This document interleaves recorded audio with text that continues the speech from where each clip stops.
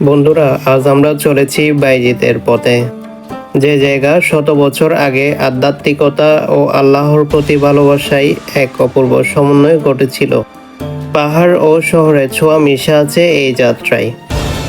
তাহলে চলুন এক্সপ্লোর করে আসি এক আধ্যাত্মিক ঐতিহ্যকে।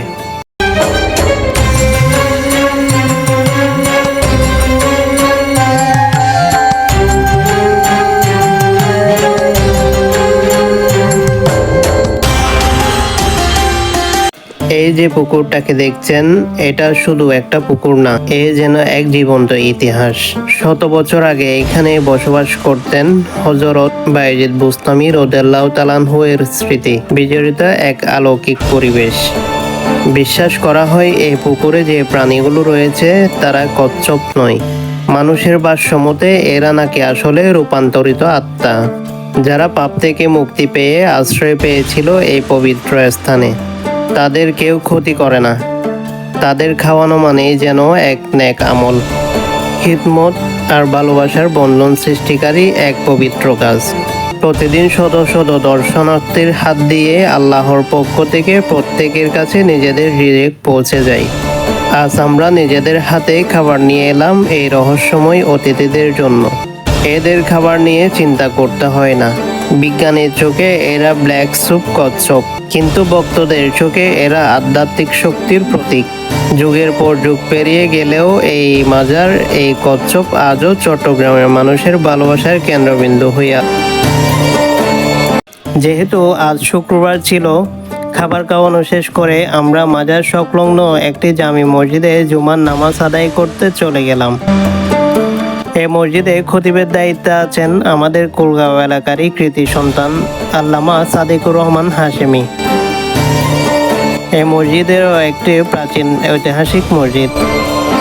নামাজ শেষ করে নিচে জুতা রেখে আমরা উপরের দিকে উঠতে লাগলাম।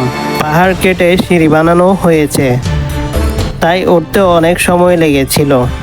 এই ফাঁকে চলুন বায়েজিদ বুস্তামি রাদিয়াল্লাহু তাআলা আনহুকে, ওনার পরিচয় কি আমরা একটু জেনে আসি। হযরত বায়েজিদ বুস্তামি রাদিয়াল্লাহু তাআলা আনহু ইসলামের ইতিহাসে এক মহান অলি ও সুফি সাধক হিসেবে পরিচিত। তার প্রকৃত নাম ছিল তাইফুর ইবনে ঈসা ইবনে আদম বুস্তামি। তিনি ইরানের উত্তর পূর্বাঞ্চলে বুস্তাম নামক এক ঐতিহাসিক শহরে 804 খ্রিস্টাব্দে জন্মগ্রহণ করেন। শৈশব থেকেই তিনি জ্ঞান অর্জনে একনিষ্ঠ ছিলেন। কোরআন মাজিদ হিফজের মাধ্যমে তার শিক্ষা শুরু হয়। বায়েজিদ বুস্তামি রাদিয়াল্লাহু তাআলা আনহুকে সুলতানুল আরেফিন বা আত্মজ্ঞানীদের সুলতান বলা হয়। তিনি তাসাউফে ফানা ও বাঁকা দ্বারার বিশেষ চর্চা করতেন। তার মতে আল্লাহর প্রেমই জীবনের একমাত্র উদ্দেশ্য। তিনি আল্লাহর সঙ্গে আত্মিক সম্পর্ক স্থাপনের জন্য নিজেকে সর্বাত্মকরণে উৎসর্গ করেছিলেন। চলুন এই পর্যায়ে বায়েজিদ মাজারের পশ্চিম পাশে কি কি রয়েছে সেগুলো ঘুরে দেখে আসি।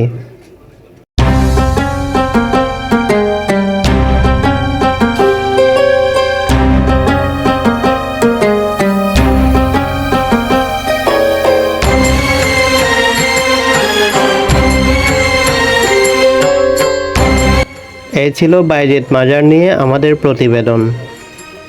ইতিহাস, আধ্যাত্মিকতা আর ভালোবাসায় ভরা এই স্থান আমাদের মনে করিয়ে দেয় আল্লাহর প্রিয় বান্দাদের জীবন কত মহান ছিল।